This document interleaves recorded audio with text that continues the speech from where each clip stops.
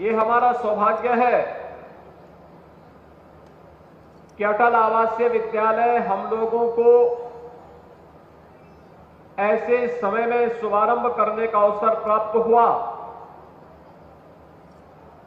जब आदरणीय प्रधानमंत्री श्री नरेंद्र मोदी जी ने रजिस्टर्ड श्रमिकों की बच्चों की समस्या और उनके शैक्षिक उत्थान के लिए देश भर को आह्वान किया था कि इसके लिए कुछ किया जाना चाहिए। और इस पूरे पवित्र कार्यक्रम के लिए इससे अच्छा अवसर हमारे लिए नहीं हो सकता था कि स्वर्गीय अटल बिहारी वाजपेयी जी की जन्म शताब्दी वर्ष के शुभ अवसर पर हम लोगों ने गत वर्ष प्रदेश के 18 मंडलीय मुख्यालयों पर 18 अटल आवासीय विद्यालय आदरणीय प्रधानमंत्री श्री नरेंद्र मोदी जी के कर कमलों से प्रारंभ किए। आपने इन अटल आवासीय विद्यालयों में प्रवेश लेने वाले छात्रों को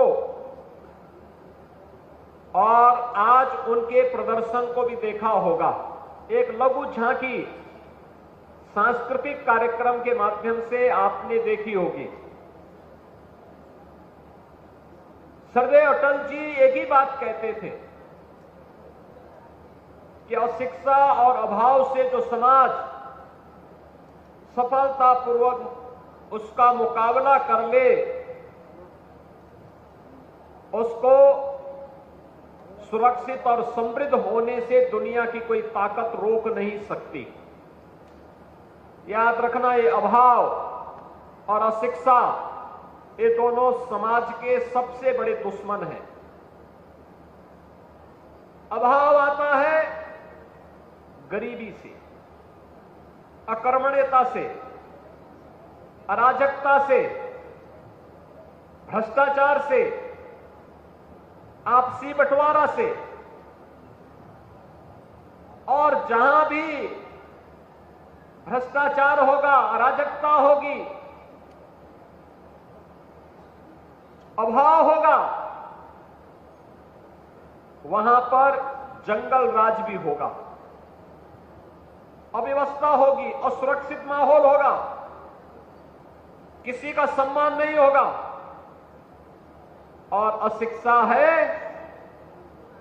इसलिए जब समाज को अच्छे बुरे की जानकारी न हो, जब समाज को सही दिशा में नेतृत्व न मिले,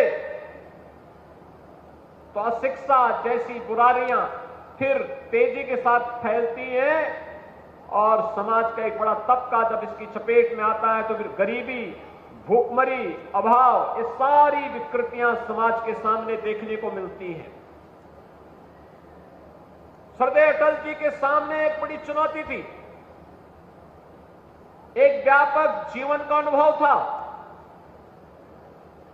और उस व्यापक जीवन के अनुभव को उन्होंने अपने शब्दों से, अपने काव्यों के माध्यम से, और जब सरकार में आने का अवसर प्राप्त हुआ तो इन बुराइयों से लड़ने के लिए एक व्यापक कार्य योजना को जमीनी धरातल पर उतारने का कार्य उन्होंने अपने कालखंड में किया था। ये हमारा सौभाग्य है कि स्वर्गीय अटल जी की स्मृतियों को 18 अटल आवासीय विद्यालयों के माध्यम से प्रधानमंत्री मोदी जी के संकल्पना के अनुरूप जमीनी धरातल पर उतारने का प्रथम चरण का कार्यक्रम शुभारंभ होने के साथ साथ इस द्वितीय शैक्षिक सत्र का शुभारंभ करने के लिए आज हम सब यहां पर एकत्र हुए हैं। मैं लखनऊ, सहारनपुर, मेरठ, बरेली, मुरादाबाद, अलीगढ़, आगरा, कानपुर, झांसी, बांदा, प्रयागराज, मिर्जापुर, वाराणसी, आजमगढ़, गोरखपुर, बस्ती, अयोध्या और लखनऊ,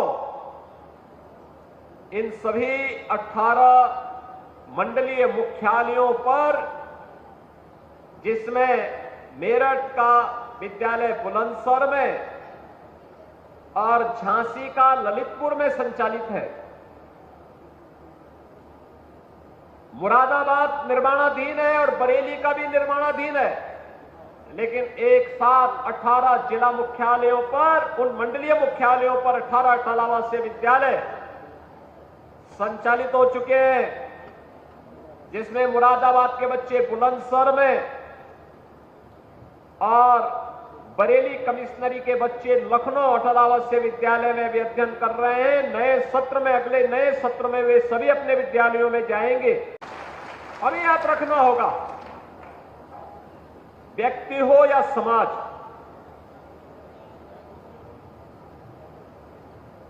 उसे सुशिक्षित किए बगैर आप सभ्य और समर्थ समाज और राष्ट्र की कल्पना नहीं कर सकते। यानी एक सशक्त और समर्थ राष्ट्र की परिकल्पना साकार होगी जब समाज सुशिक्षित होगा, सभ्य होगा और 18 आवासीय विद्यालय शिक्षा की गुणवत्ता का मानक बने। एक इंटीग्रेटेड कैंपस शैक्षिक स्कूली शिक्षा का होना चाहिए, इसका माध्यम बने। बिना भेदभाव के समाज के हर तबके के बच्चे को उसकी जाति, उसका चेहरा, उसका क्षेत्र, उसकी भाषा पूछे बगैर उसका भी अधिकार होना चाहिए देश के संसाधनों पर, समाज के संसाधनों पर, सरकार के संसाधनों पर। यह अधिकार का एहसास दिलाने के लिए यह अटल आवासीय विद्यालय शिक्षा के एक मॉडल के रूप में आपके सामने प्रस्तुत किया गया है। आपने देखा होगा इन बच्चों के कार्यक्रम को भी। और अभी मैं एक औपचारिक रूप से 2 से 3 मिनट के लिए एक क्लासरूम में भी मैंने इन बच्चों के साथ थोड़ा इंटरेक्शन किया था। क्या प्रतिभा है! प्रतिभा जाति, मत और मजहब की बंधक नहीं होती। प्रतिभा कहीं भी पैदा हो सकती है, उसको उचित मंच देना, उसके लिए उचित अवसर उपलब्ध करवाना, और यही सरकार का दायित्व होना चाहिए।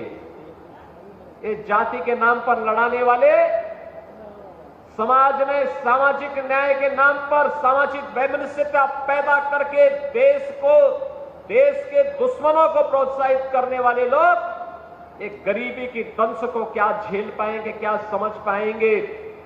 इन लोगों ने, जिन्होंने शोषण किया हो, जिन्होंने अराजकता फैलाई हो, जिन्होंने कभी गरीबी नहीं देखी हो, उन लोगों से उम्मीद करना कि वे बीओसी बोर्ड से जुड़े हुए रजिस्टर्ड श्रमिक या इन निराश्रित बच्चों जिन्होंने कोविड कालखंड में अपने माता पिता या अभिभावक को खोया है, उन लोगों की पीड़ा को ये लोग कहां समझ पाएंगे?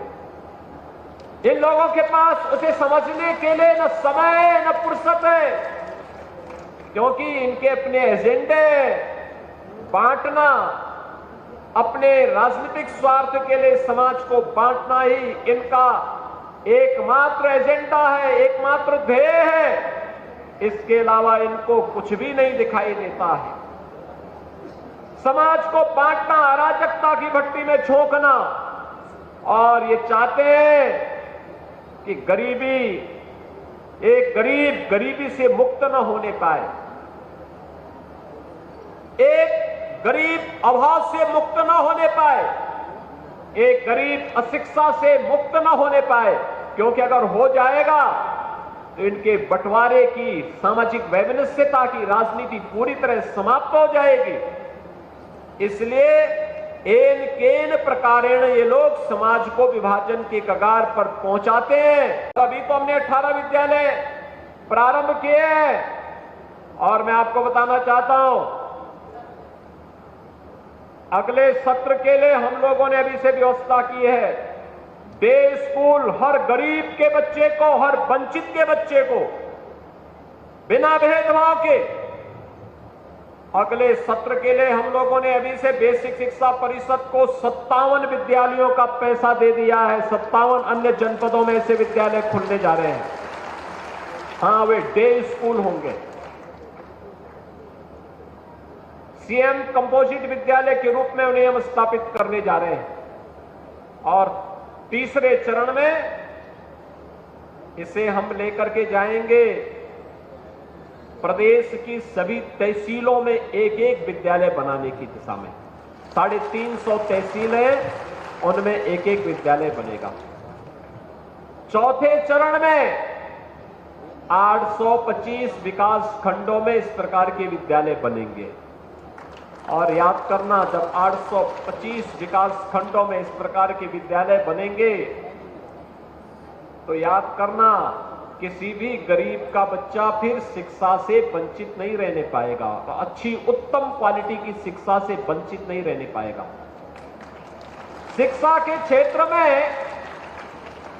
जो लोग अराजकता पैदा करना चाहते हैं, अव्यवस्था पैदा करना चाहते हैं, जो लोग माफियागिरी करना चाहते हैं, उनकी चूलों को हिलाने के लिए एक मॉडल है। और उस मॉडल को आज हमें द्वितीय शैक्षिक सत्र में प्रस्तुत करते हुए मुझे प्रसन्नता की अनुभूति हो रही है कि प्रधानमंत्री जी की संकल्पना को जो समाज व्यवहारिक धरातल पर उतारने में सफलता प्राप्त हुई है, आज उसका एक मॉडल अटल आवासीय विद्यालय के रूप में आप सबके सामने है।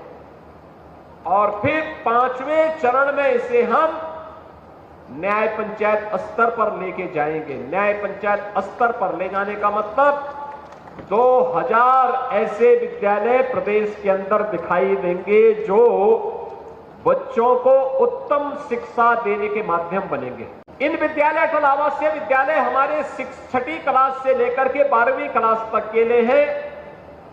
इनमें कंप्यूटर की भी जानकारी दी जा रही है, इसमें स्किल डेवलपमेंट के बारे में भी जानकारी दी जा रही है, इनमें खेलकूद की गतिविधियों की भी जानकारी दी जा रही है, कला और संगीत की भी जानकारी दी जा रही है।